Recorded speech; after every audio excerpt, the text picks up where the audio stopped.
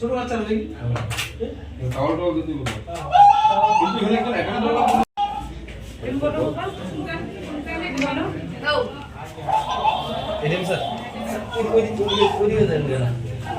Office में हम लोग एक नया क्रश का उद्बोधन किया है।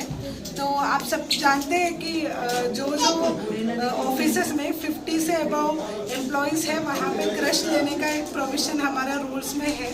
तो बहुत सारा स्टाफ जो काम करते हैं यहाँ पे, कभी कभी ऐसा लगता है कि वो लोग टेंशन में है, घर पे बच्चा क्या कर रहे हैं, क्या हो रहा है। तो अभी इलेक्शन का टाइम में ज़्यादा टाइम सब लोग ऑफिस में बिताते हैं, 8 बजे 9 बजे 10 बजे तक काम करते हैं हर दिन में। तो इस टाइम में अपना बच्चों को रखने के लिए एक जगह जैसे हम लोग एक क्रश को खोला है। एक क्रश में एक फीडिंग रूम भी है, जो फीडिंग मदर्स है वो लोग वहाँ पे बच्चों को फीड कर सकते हैं। और बच्चों को खेलने के लिए बहुत सारा टॉयज़ भी रखा है। और 2 आंगनबाड़ी वर्कर्स का हेल्प भी हम लोगों को इस क्रश में मिल जाएगा। और ये Kawai district administration in collaboration with social welfare ये इनिशिएटिव लिया है। Thank you.